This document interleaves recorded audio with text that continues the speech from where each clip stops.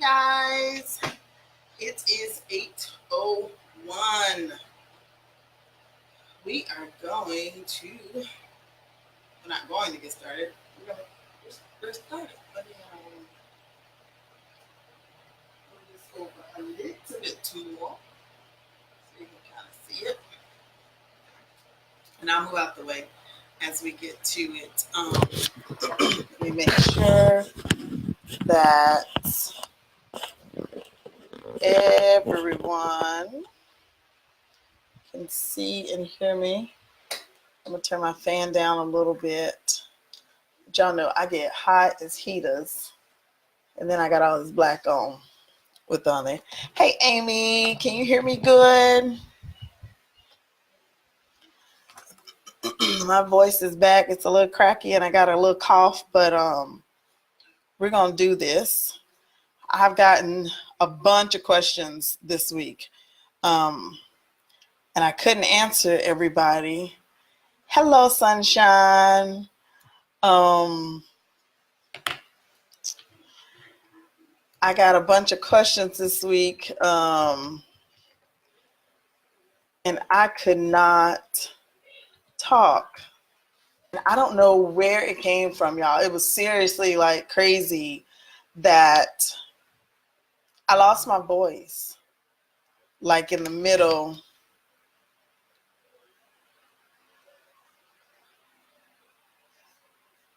Okay, we got some people that are going to be joining us a little late tonight. Okay, good. So we're gonna go ahead and get started because y'all know I missed last Thursday night because my voice was gone, and you can still hear it in my voice now. But we've been talking. I've been talking to sellers, talking to buyers. So I'm gonna do it, and I enjoy doing it, and I honestly miss it. If I tell you the truth, I missed it. So we are going to talk about deal structuring and kind of getting the deal going for lease purchasing on there. Before we dig into that, I did want to answer a few of the questions that I got, because usually when one person asks a question, it's probably something that others want to know. Let me get my cell phone. I want to make sure that I address all the questions that people might have. And I'm not going to say names, but I just want to make sure that the questions are addressed on there. Well, they inboxed me.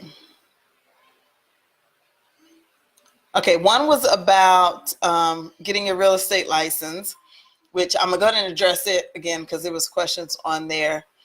I think that's a personal opinion, if you should get your license or if you should not get your license. So much so personal that it has a lot to do with your business structure, what your intentions are in your real estate investing career, what you're looking to do. For me, having my real estate license was a beforehand. I got my real estate license. I've had it 21 years now. So when I got it, my intentions was to do real estate. And that was the extent of what I really knew of real estate, was traditional sales. But my very first transaction in real estate was a rehab. Lie to you not. Very first transaction. I had a lady that lived in a mobile home. So the homes on wheels with the kitchens and all that inside of the house. And she parked it out in front of the house that needed to be rehabbed. And it was a friend's house. So she wanted to purchase the house, didn't know how to go about doing it. So she found a realtor, which was me. Because I was one of those crazy outgoing people that felt like I could do anything. And so the house had liens on it, so I tackled liens on my first transaction. I learned how to do court navigation on my very first transaction. Never knew anything about it, but the transaction was going to fall through because one of the lien holders was determined not to take more for the loan. So I learned about getting with attorneys on my very first transaction, how to navigate the attorney world and how deep and vast that world can go. So that was my very first transaction. So for me, having a real estate license, I don't know how I would do it without it, because it's just worked for us. My investors that employ me, a bunch of them do me on a contract basis. So I am their agent of choice. That's the way I have my business structured, that I am my investor's agent. So it's not like they're going to be looking for more agents to work with. We sit down with each one of them. I figure out what their plan is, and we make our goals. And I structure my business based off of their financial goals for them. And it has to coincide with mine. I've recently just left an investor that has been phenomenal for me and my business, hands down. I'm grateful that God allowed me to make that decision to leave, because I don't think I would be in the position that I am in right now. So since leaving them, I've acquired more properties personally, because I've had to acquire more properties personally. So that's where I'm at with that. So pretty excited about that. So again, if you want to be a realtor, that's something that you're going to want to, make sure it goes with your goals. Being a realtor costs, but it does give you access. It does give you, I'm not going to say so much inside information, because realtors now have pretty much sold their souls to every software company that exists. When you start selling your sell data and start selling your information, that kind of puts you at a disadvantage versus at an advantage. So that's my personal opinion when it comes to stuff like that. But I think definitely we have given up the goods. So that was one of the questions. One of my other questions was, when renting to owning a property, or if I have a property and I want to rent to own it, do I need to hire a realtor? The answer is no, you do not need to hire a realtor. If it's your property and you want to rent to own your particular property, long as you're caught up on your payments, it's going to be the same thing as a lease purchase, same exact transaction that we're learning to do here. But it's just your personal property. So it's not any different than that, and you don't need to hire a realtor. The other question, my credit is not good right now, and I want to accumulate more properties than I have now. What do I need to do to start acquiring properties? First, I would say fix your credit. It's not about credit really, but I would say fix your credit, because as you go and get into this real estate game, credit does play a big part in it. The further along you get, you can only acquire so many properties unless you just keep wholesaling and taking your cash and investing into more properties. You can do that. Where there's a will, there's a way. That's truly the definition to this one. Where there is a will, there is a way. So it's telling me I have attendee meetings in Zoom. I posted that we're all going to be over here tonight. Hold on just a second. Let me log into Zoom.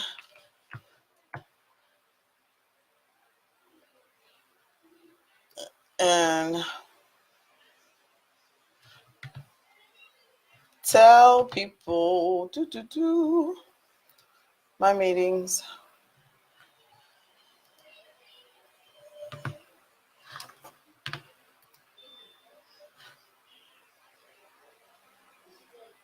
Just a second, Facebook. Let me tell the guys on Zoom that we are over in Facebook,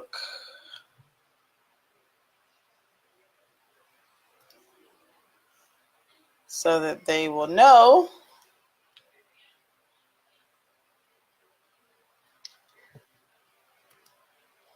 Hey guys, who is over here? Manage participants. Hey y'all, log in into Facebook Live. We're over on the Facebook Live platform, okay? All righty, dighty. Okay, so let me minimize that and go back into Facebook Live. Okay, I'm back. Sorry about that. I just want to make sure the people in Zoom know that we're over here. Okay, so yeah, that's the answer to credit. If you have credit issues, go ahead and get that fixed. Make sure you repair your credit, and that'll help it make it easier for you to do your transactions or acquire more properties, blase, blase, blase, blase, blah. Okay, so tonight we're going to be talking contracts and putting the deal together on lease purchasing on there. And as you can hear, my voice is starting to crack, but we're going to do this. So initially, we spoke on last week, and I got my notes here. So you see me looking down. I'm looking at my notes. I got all my notes for this one here because it's a lot. But initially, we spoke on lease options, lease purchasing, rent to own homes, and how it involves two parties to the transaction at least.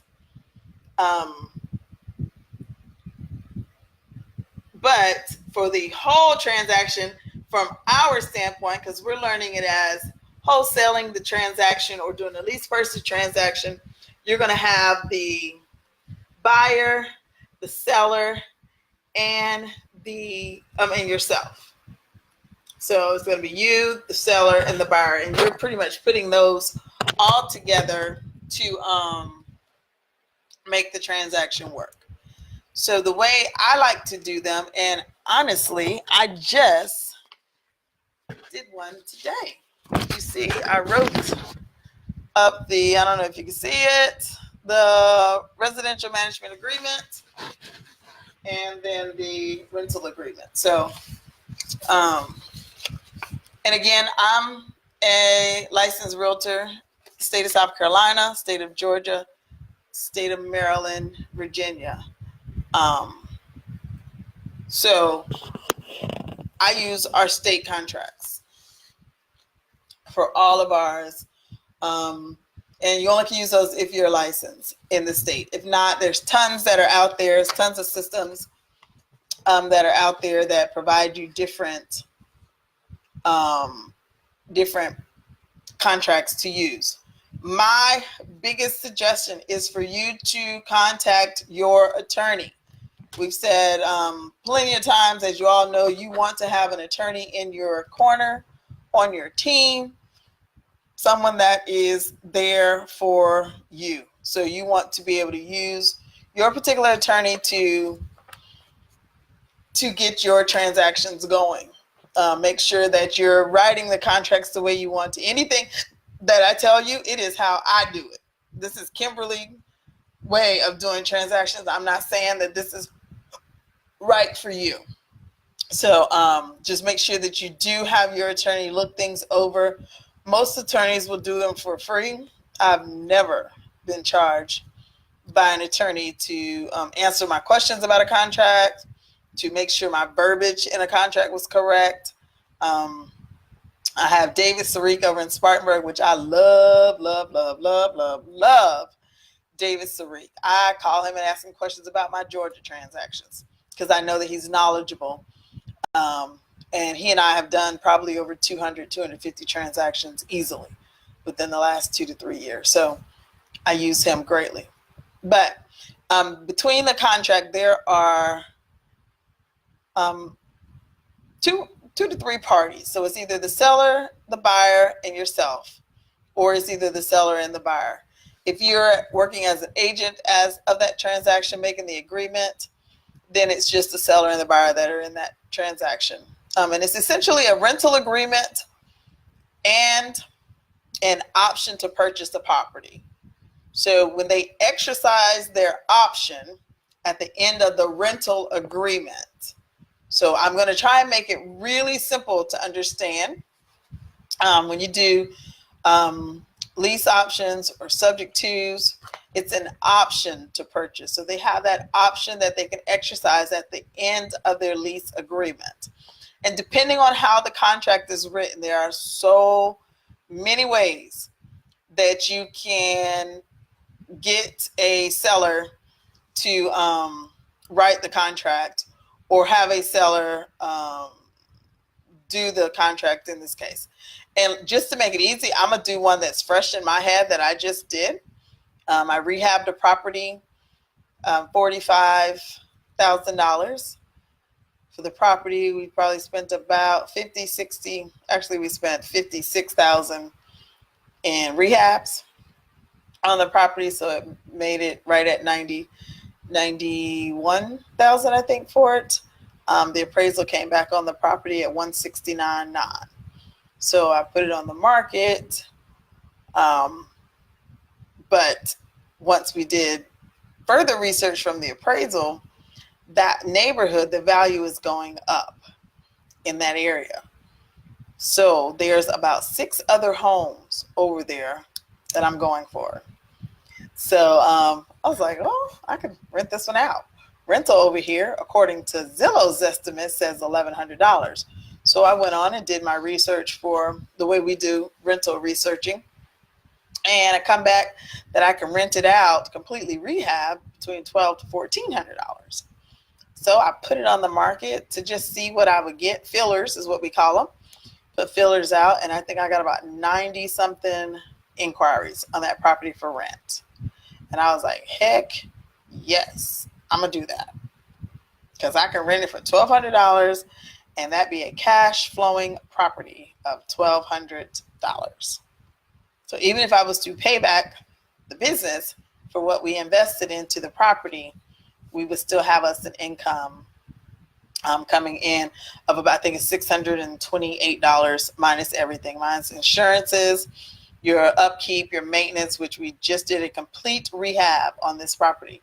So our upkeep and maintenance and all that kind of stuff is very minimal on this one. I mean, I've replaced everything down to plumbing lines, to electrical lines. The lines to the light fixtures for electrical, all that's been changed. Plumbing underneath the house, the plumbing lines have been all redone. The house sat vacant for about four or 5 years. So we had little critters underneath the house that had moved in. So we had to get all them moved out and get all the junk and stuff. If you followed me on any of my, on my personal page, I think it's where I posted them on there. I'm not really big, guys, on posting stuff like that. So, I mean, I can send you pictures or tell you the story how it goes. But for us, that was a great deal. So I did a rent on it. I actually put it out for a lease option. The lady and her husband really wanted just to rent month to month. And I'm okay with that. You're renting month to month. You're giving me a $1,200 security deposit. And because your credit is not the best, I did a $1,200 advance. So it's an extra $1,200 that I'm getting that I put into the escrow fund with their $1,200 security deposit. And then I get their $1,200 first month rent. So, and they can move in on March 1st. So that's a win-win-win. And that's what we call a win-win-win. It's a win for me as the agent, buyer, agent, seller, owner.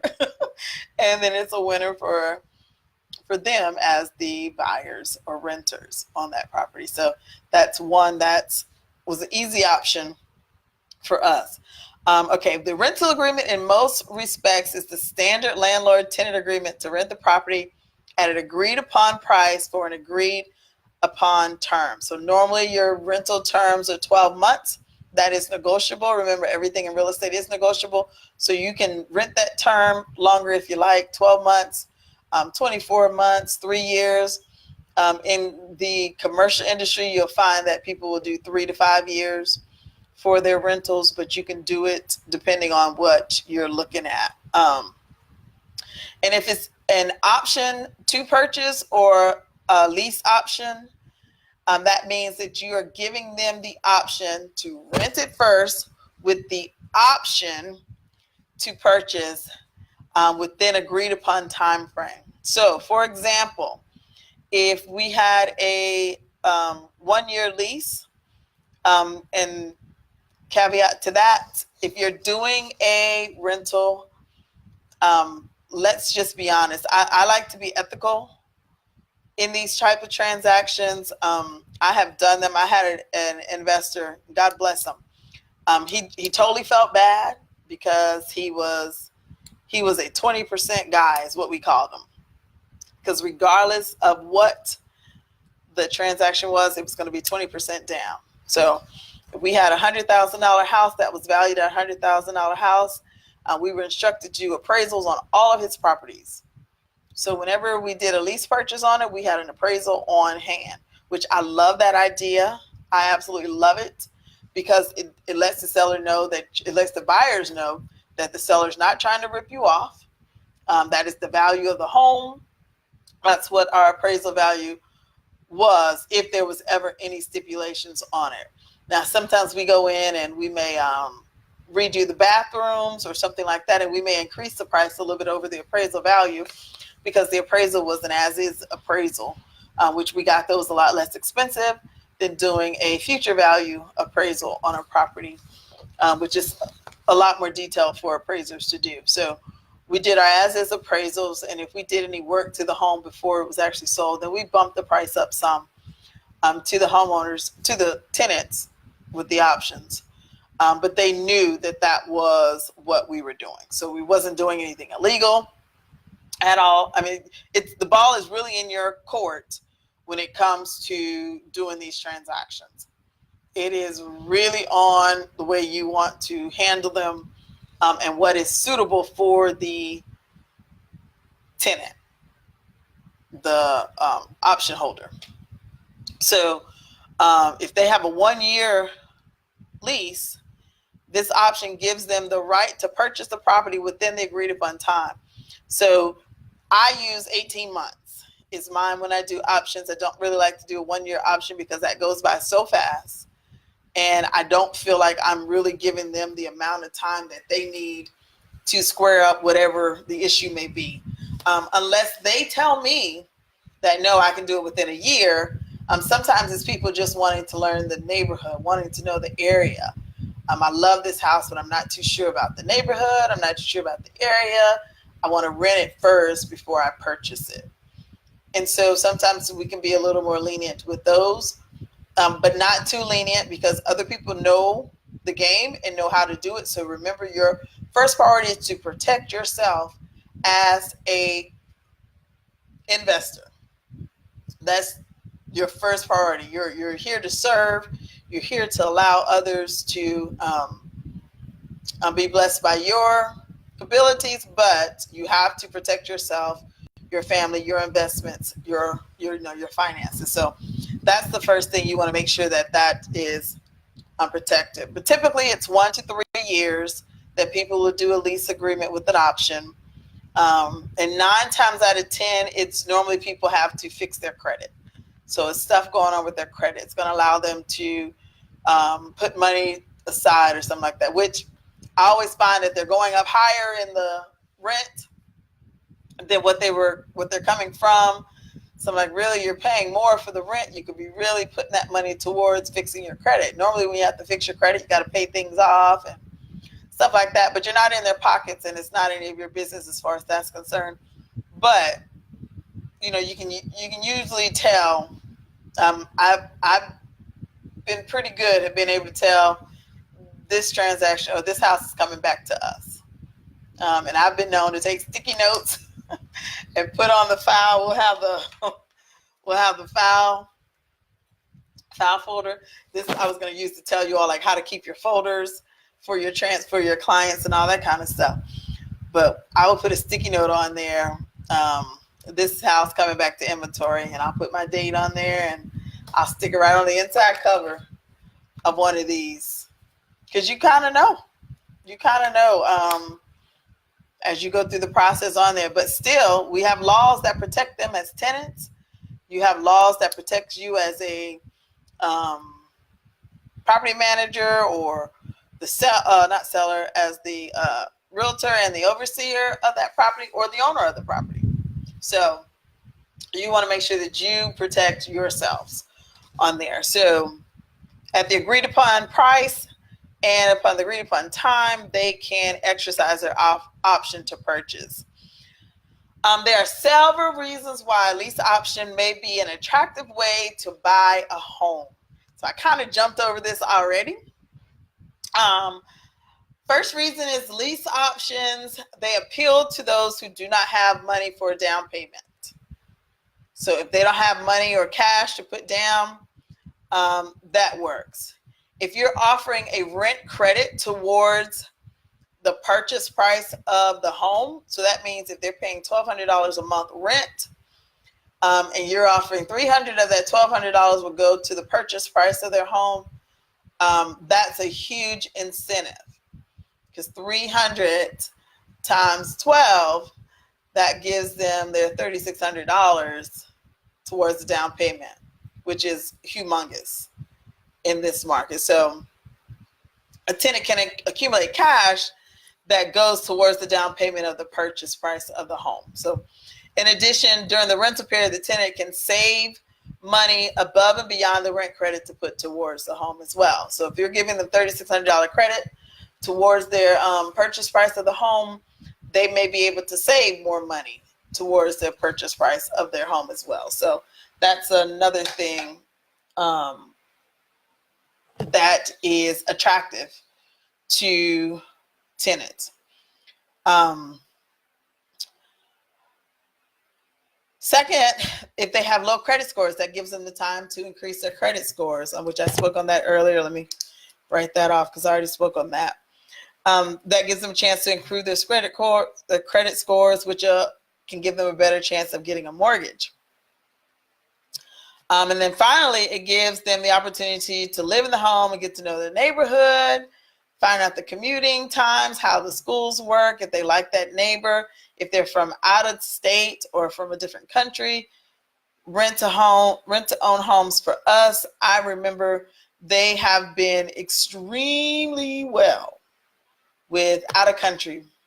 I'll say it, from Germany, it's crazy in South Carolina. I was at the BMW plant area. So we got tons of Germans that rent to own properties, did not have bad credit, but they were used to the German way of living. And then they were coming over to the US, and that wasn't what they were accustomed to. And that's one thing that their teachings pushed, was doing lease purchases. And they would come in, put $30,000 down on it. So credit wasn't their issue on there. Theirs really was making sure they understood the area, finding schools for their kids that their children enjoyed. They're very, very involved in their kids. So it can be a numerous amount of reasons. So don't just go in and automatically thinking that it's a reason that they're doing it. And this is from the buyer's standpoint here on there. So, yeah, those are just 3 good reasons. And those are generally the reasons why most want to do it. Again, in my experience, it was credit or trying to figure out where they want it to be. Okay, so when we're looking at going out finding these lease purchases from seller side. So we're starting to get into the nitty gritty here. Before we look at the key terms or anything like that, you want to keep in mind that when you're looking at these properties from a seller's standpoint, you want to treat it as if this is your property. So let's even say, we can even go as far as saying that this is a property that you want to, I'm not going to say own, but that you want to live in yourself. So let's take it from there. We could say it like you want to live in yourself. It's a little crazy, How people will put down the lease option fees and enter into long contracts, and just walk in the house. I mean, only been in there for a few minutes and they're ready to put the money down for a lease purchase or all. I'm like, oh, well, this is a lease purchase. So you know that you have the option to purchase this, right? When you're paying this money. And I've done them both ways. Like I said, I've done them where I've given credits and we've done them where we didn't give credits. It's negotiable. It's real estate. So, you know, it's not that you're taking advantage of people, but some transactions would warrant it and some will not. So it's up to you to go which way. A lot of times, and I am going to say 95% of the transactions, the options were never exercised. So we got the properties back most of the time, even with our BMW people. It would come back to us because they either, you know, there's some reason why, but once you put that money down on those properties, they don't get those back. So one of my investors thought that was very unethical, that they didn't get the deposits back, but then they felt like they were continuing to give them, you know, homes to stay in, and they were entering into these transactions that they stated they completely understand. But you want to have your people hire an inspector if they need to. I mean, really like you're doing a real transaction, because this is like you're buying a home. So if you don't just do it as a regular lease, you know, have them do your due diligence, hire your inspections, do your termite inspections, do your, what's the gases? I can't even think of the name of it now, but the gases that come up from the earth, come from the rocks. You want to make sure, you know, that you do all your due diligence in the properties for there. So you want to look through that home like you are going to actually want to own it. And I like to stand in that position when I'm going into my sellers that I think a lease option may be something good for them on there. And then we'll go through how we figure that out, if that's what's a good option and what's not a good option. But if I'm doing that, if I'm going into the property, I'm like, oh, this would be a good property for a lease option. Yes, radon test. Thank you. Your radon test, all those. You want to make sure, you know, that you get all those done. But when I'm going through the properties, I want to make sure that I'm looking at it as if though it's something I'm going to put in my portfolio or that I'm going to be moving my family into. So I may not be as strict on some of the things that I would move my family into as far as condition wise. You know, I like white cabinets, you know, white granite countertops, you know, stuff like that. So I may not go that far, but you want to make sure the condition of the home is good, that you can get another family in it, or it's minimal repair work that's needed, or it's not, you know, a lot that has to be done to it to allow them to sell or finance it, or a lease option the property on there. So if you did go through that with them, then you want to. And remember, we talked last week on good debt, bad debt, which transactions you would use because of those, and which ones would be a good transaction and which ones would not be. So that goes back into telling you, you know, okay, yeah, you're too far behind on it. It may not be the best option for us, depending on what your cash flow is and what your investment level in the property is going to be. So you want to make sure that that's, you know, something that you think of as well when you're thinking about doing the lease options on the homes. So our key terms and things that we have to remember: you have the rental agreement, which is in there, and you have the lease option, which is first and foremost, you know, it's pretty much the same thing. It's a rental agreement. And the key things in that agreement are your rental amounts and your terms. What about pets, dogs, cats, Who's paying what on utilities? Do you have appliances in the home? How are those going to be maintained? If anything breaks on those, are you agreeing to replace those appliances? If the laundry breaks, dishwasher, well, I don't put refrigerators in any of my units, but I do provide stoves, dishwasher, microwaves, and ovens in my units. So those are usually spanking brand new. And in all of my agreements, if they stop working and it's within the 1 year, I will use the 1 year warranty. If they stop working outside of that time frame, it is the tenant's responsibility.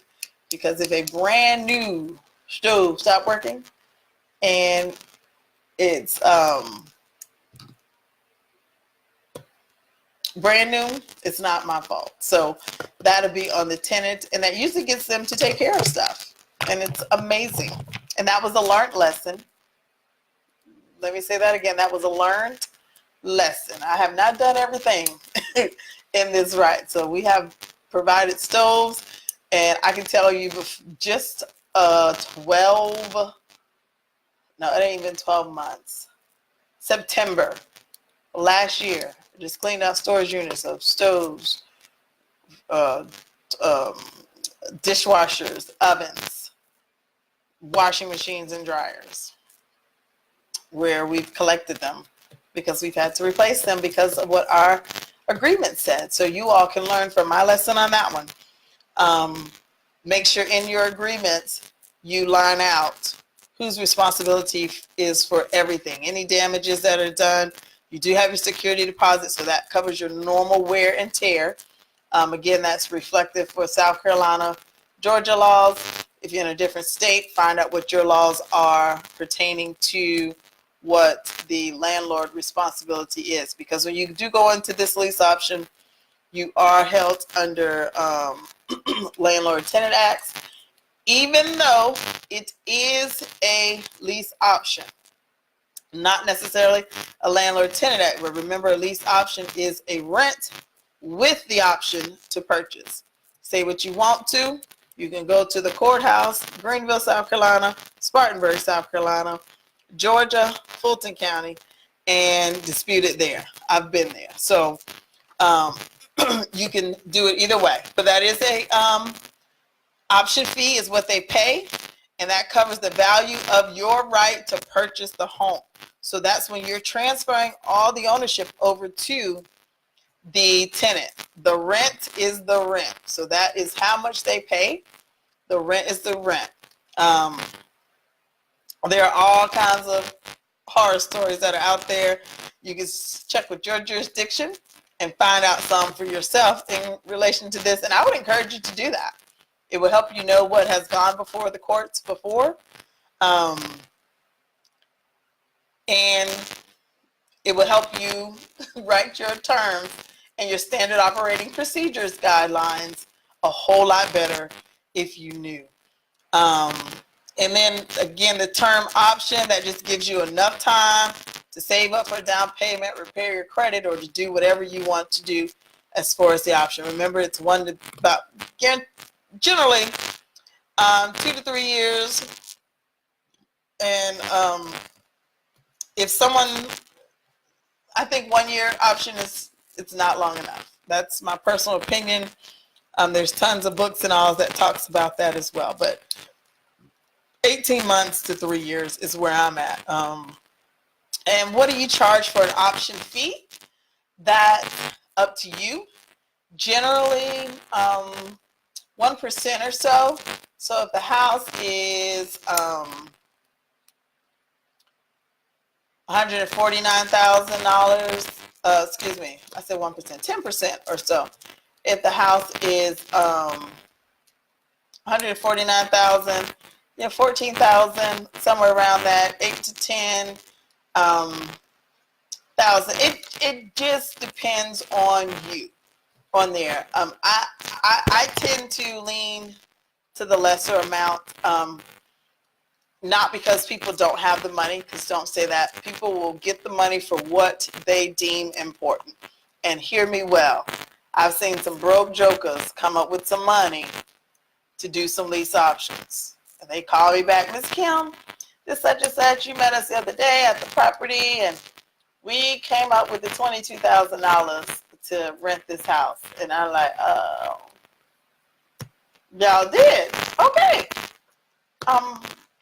All right, so when do we want to meet to, get this paperwork and stuff signed? So they will come up with what they need to come up when they need to come up. So don't, and that's another law, don't prejudge people. Don't think that just because they look certain type of way or any of that. You put your numbers out there, you set your goals, what your limits are going to be for your properties and for your business, and you go with those and stick with it. If you decide to change for any reason, make sure there is a good reason written in your notes for that property. It needs to be a good reason, because if you have to go to court and the judge asks for any proof of that information, you're going to need to be able to prove to them why it was done and justify that decision in writing, previously in writing. So you want to make sure that you have that done. Ours was 20%. It was across the board, 20%, regardless. Did not matter. If you couldn't come up with it, then I'm sorry for you. So you just need to set your guidelines for what you're going to do. There's a lot of reading out there that people like to do 1% on there. That is too low in my book. I mean, that's like a security deposit on there. So if I'm doing that, I don't want to go that low all the time for my tenant. So I've seen them get, higher than that. A lot of them are able to do it. Some are not able to do it. Some will do it. Your rent credits are going to be on you. If that's something that you decide to give on your transaction, again, you want to set your guidelines up for the way that you think it would be easier to do. We already spoke about the maintenance credits and how we wanted to go about doing the maintenance credits and who needs to apply. Who needs to be responsible for having what in there. Okay, financing our purchases on there. So maybe a little odd talking about finances, but not getting mortgages or anything like that, unless you decide to buy it. But you could probably talk to a mortgage lender or something before entering into it. And you can even tell your tenants, to talk to a mortgage lender, and they could tell them where there's at. That would probably be one good thing that you would want to do, is get a good lender on your team. Get a good mortgage lender on your team that is able to help your clients do it. For us, we have in-house credit repair. So we do ours. We help our buyer clients and those with credit repair that are looking to purchase, helping getting their credit repaired on there. Okay, so behind me we have a couple of scenarios, and I wanted to go, so if you're going out talking with sellers, how to decide what type of a transaction you need to be doing with this seller. What's your options? Now again, we are just talking lease options here, okay? So there could be a whole smorgasbord of other types where you can still get these people into a real estate investment transaction. So the niches and strategies are massive, and they can go so far as to what you want to do with them. So we're just going to be talking strictly on these particular transactions. We're not going to veer off on there because we can, okay? And I'm trying to stay just in this topic. So when I get a bunch of emails of off-topic related, I'm like, oh my gosh, I don't want to do that. Okay, so example ones, and I will tell you I got these examples from another instructor and they're excellent. Excellent, perfect examples. There's no use or reason to change them. So they are perfect. So I'm going to read them to you, and then you can tell me if you should option this home or not. Like, yes, we do this as an option, or no, we should not do this as an option. And it'll just give you different scenarios to learn from them. Amy, it's just you and I, so you get to be the guinea pig tonight. And I know everyone else is going to be messaging me for this here. There was 2 people on Zoom. I don't know where they went, but I went over there and told them to come to live. But anyway, a seller calls you on the phone and says he is 2 months behind on payments. This seller is in trouble financially.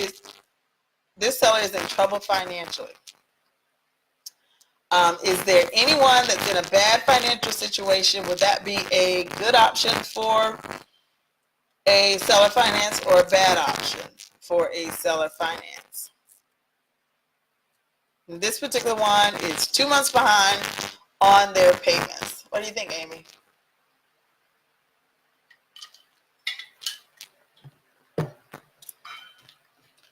I know it takes a few minutes delay, so I'll jump a little bit more and read a little bit more details on this until I see your answer. For this one, you're going to want to make sure you always do your research on the title before you get a deed or an option. Very good. Yep, that's a bad one. The seller calls you on the phone and says he is 2 months behind on payments. Do not option this home. So if they're behind on their payments, you don't want to do it as a lease option. This seller is in trouble financially and is not a good risk for an option. Anyone that is in a bad financial situation is not a good seller for an option. This is the type of seller that you must go off of the deed so that his financial situation will not affect the title of the property in the future. So not every seller who is in financial trouble will tell you this, which is why you always need to do research on the title before you get the deed or do an option. In this case, you would need to bring the seller's mortgage current.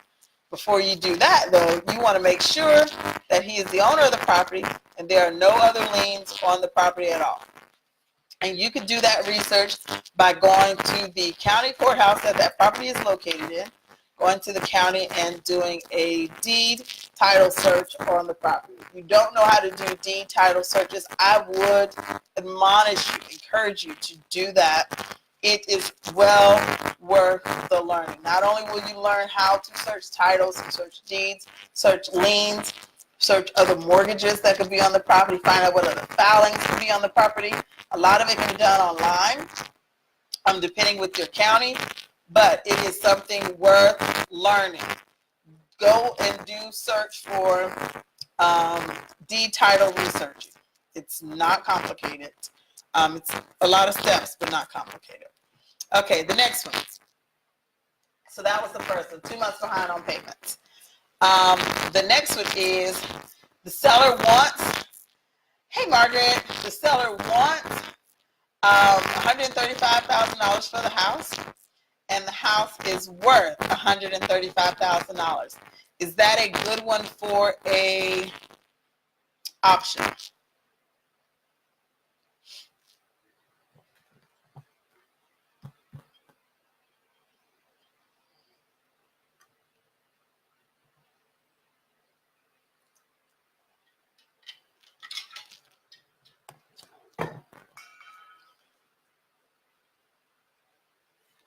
Oh yes, Amy, that's a good one. I'll put that down. Maybe we can do a session on that. It's not hard to do. It's just time consuming and going through a bunch of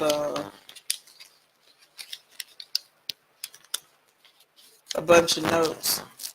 Okay, so I'm going to write that one down. Okay, this one was, the house is, the seller wants to sell it for $135,000 and it is worth $135,000. Is that a good house for an option? So we want to do title, deed research.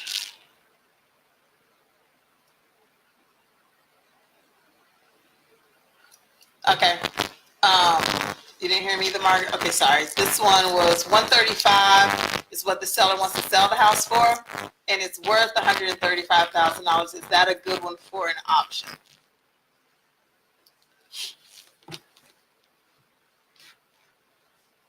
Nope, actually this one is a good one.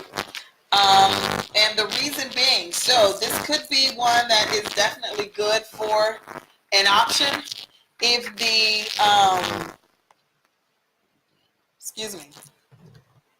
if the seller owes $135 on his home, which is worth $135,000, there's no equity at all on the property. So this type of seller might very well be willing to give you the deed as a lease option.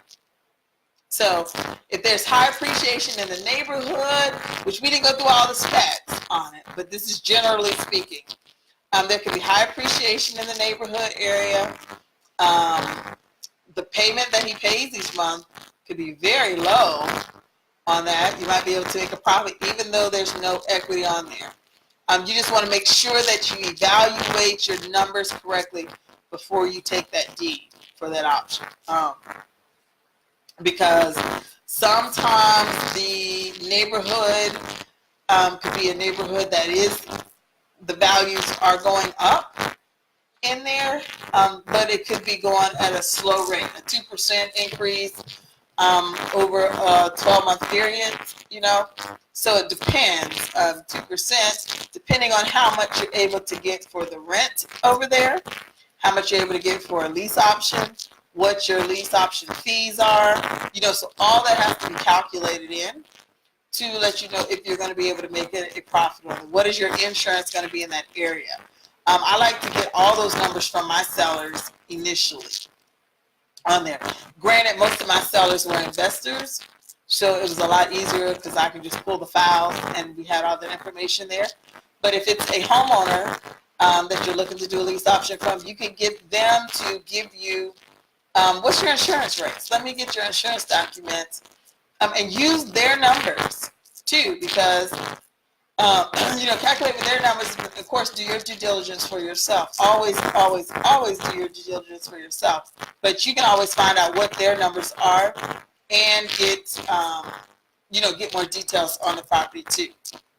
So, on the other hand, though, the same for that one. It can be a bad one too. On the other hand, if the seller's payment is too high, or the market is slow, especially if their payment is too high, you may have to have the seller pay me to take the deed. No, I'm not going to be able to do that. And they really can't reduce their price because he's just selling it for what he owes. He owes $135,000 and it's worth $135,000. So he's really not, you know, it's not like he's trying to make money on it. But if the seller sells conventionally, that is through a realtor, he would have to pay about $10,000 in commissions to sell his home, you know, 6%. So that's going to be a little hard for him to do without coming out of pocket. Ding, ding, ding, ding, ding. So remember, you're going to have to come out of your pocket either way if you sell it to me or through a realtor. Plus, he'll have closing costs, transfer fees. If he lives in an HOA, he'll have his HOA fees and his HOA transfer fees. He'll have his filing costs to file it. You know, all those go with the attorney costs. So he would have all those expenses in addition to, I just wrote down a list of all his other expenses in there. Y'all should see how my paper looks. If he's willing to pay this money to an agent to sell the property, and wait, you know, whoever knows what the time frame is, you know, 90 to 120 days to sell that property, then he's willing to come out of some money to give you, to take over his payments now. So that's always a good one to remember in there, because everyone likes to think, especially in real estate investors, they're like, oh no, they don't have any money. No, that don't mean they don't have no money. There's so many reasons. Remember, we wrote it last week on the bottom. So many reasons why people want to move. It's real estate. It's negotiable. They could have went to a trip to California fell in love with a neighborhood and want to move, and they're going to tell you a reason why they need to sell their house. I had a lady in Greer a couple weeks ago. I need to call her and touch base again. But she wants to move out of her house because her daughter will not move out. Her daughter is an adult. She's in her 40s. The lady is 80-something years old, and she's like, Kim, I want to move. She's like, I want to move because she won't move, and I want to move to a senior living center. I mean, it's sad, but it's true. I mean, you can never tell what people's reasoning is behind wanting to move. Okay, our next one is the house is worth $200,000 and they owe $125,000. They don't know how much they want to sell it for yet. Is that one to look into purchasing?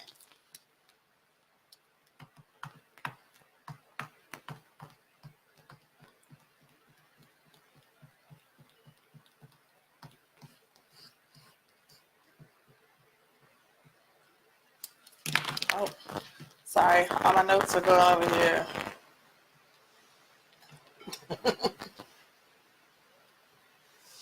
Hey, Margaret, I don't hear static, of course. Amy, do you hear static? Tell me if it went away. I just turned my fan off.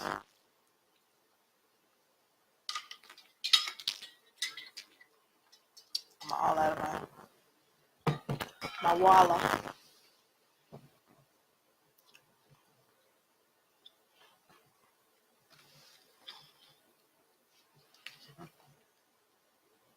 Yep, that one's it, Amy. Yes, that one is definitely a good deal. Okay, I'm gonna read this whole one just so you can get a couple examples in your head.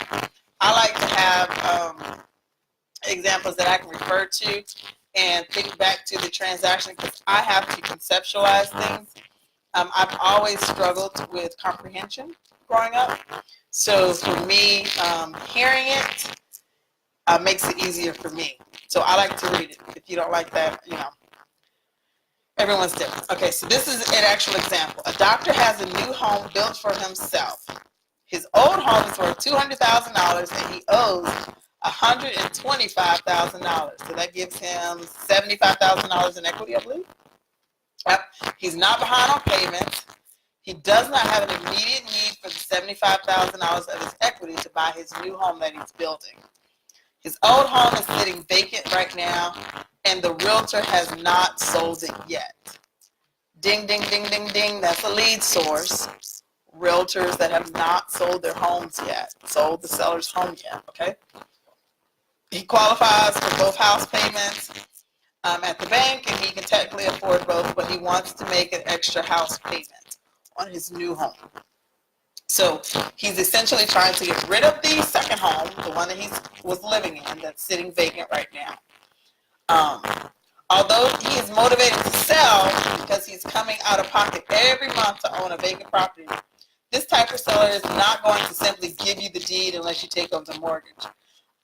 There's no way is he going to just give up $75,000 in equity. And you're not going to pay that much out of your pocket either, unless it's just like a slam up good deal. But when you lease option a house, he'll get most of his equity back, although it won't happen until you sell the property. So you'll take it, lease option it, get a tenant in there technically, and the way it might work, okay, so this is the way I like to conceptualize things. One option could be you option a property for $195,000 and you make the payments to the seller that equal his total mortgage payments. So whatever his regular mortgage payments are, you're going to get all this information up front to make sure that the deal works. You sell the property on an 18-month lease option for $228,000 with payments to match. So you get the cash flow, so the extra cash flow and the payments, plus $33,000 in profit when your tenant buyer buys the property. The seller gets his payments taken care of for a few years, then gets the bulk of his equity out of the property. And in the meantime, he doesn't have to worry about management, vandals, frozen pipes, and all the other things that owner vacant houses have to deal with. So did you guys understand that? Oh, it was my fan. Oh, I'm sorry, Margaret. It was my fan. Girl, look, I get hot. Y'all just have no clue. Me and these lights, and they not even fit right. They still look dark in this picture. It's a struggle, but it's real. And I'm not like feeling my best either. So, but yeah, the transaction. So remember, the home was worth $200,000, but you're going to sell it to the tenant buyer for $228,000 at the end of an 18-month lease option. So that gives you what, $28,000. That's a pretty high appreciation, but that's still a good amount. And again, they pay for the tenant buyers. They pay for the ability to have someone willing to give them the lease purchase on a property. If you get what I'm saying there. So, and I know other investors, other real estate investors that live in homes that they purchase doing lease purchasing. So it's great. You're able to get a very quality product, home that you really have the option to do a purchase on, within that time frame. So it's always something to do. But anyway, they're gonna get the payments on there, plus whatever the cash flow is. So whatever's extra over and above the doctor's payments for that property, they're gonna get over and above that. And then $33,000 in profit in bulk at the end of 18 months. So it's not, a bad thing. And if you get enough lease options in your pipeline or going through there, you're able to build those up to get to where you want to be. Okay, let's do our last example here before we go. And I know I went over a little bit, guys, but I wanted to be real detailed in this because I know this is where I struggled with a little bit. So you have a free and clear property that's worth $180,000, and the seller wants $120,000 cash. Is that a good one to lease option? So it's free and clear. So that means the seller doesn't owe anything on it. It's worth $180,000. But the seller wants $120,000 cash on it. Is that one to lease option?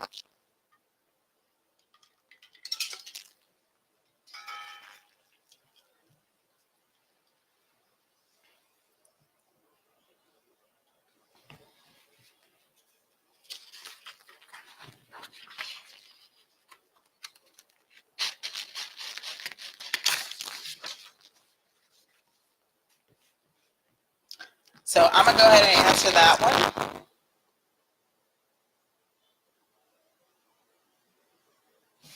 I was waiting a few more seconds. I haven't seen an answer come up. So that would be no. That one's not a good one to lease option because the seller wants $120,000 cash. So that's the only reason why, because he wants cash. Now, this one would be a good deal still.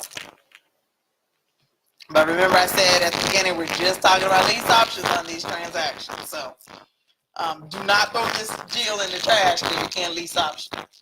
This right here is a slam up, good deal. That is $60,000 worth of equity you walking into that property. And these exist. They exist. So if you see that deal, don't walk away from it just because they say cash. And a lot of real estate investors clam up when the sellers say, no, I want cash, because they know they don't have cash. Don't walk away from that transaction. Get in that contract on there. Give yourself 45 days in that contract if you have to. Don't walk out of that one because it's $120,000 cash that they want to. Give yourself time to put this deal out. get you some private investors, get you some other people to partner with you, go out and get some money, or do something else on this particular deal. Okay, so those are just 4 examples of transactions there. Next week, we're going to talk about, and I may hop in probably earlier, guys, this week. I may go live in here tomorrow. I'm doing a walkthrough. I know a lot of people liked my walkthroughs when I go through with contractors. So we are doing a house tomorrow that we have contractors in that we're all going through to do a rehab project on. So I may go through that with you. It was one I put on the market. How long ago has that been now? It's been a while. Well, about 3 weeks or so. But yeah, we put it on the market there. So tomorrow we'll be doing that. So I may go live in the group there just so you can see how we talk with contractors. I know that was one that was really popular and everyone enjoyed it when I did that one before. So we may go and try and do that again tomorrow. I'm just going to see how crazy it is tomorrow. But sorry, we kept you over a little bit longer than our hour tonight, but I wanted to make sure that you all grasp the idea of it. Let me know if you're learning anything, if there's anything else that you wanted us to get in this here. Next week we'll do the seller financing deals of the lease options, and hopefully we'll get into the contracts, writing of the contracts there. All right, guys, I love you. Let me know if there's anything that I can do to help you be successful in your real estate investing careers. All right, I'll talk to you guys later.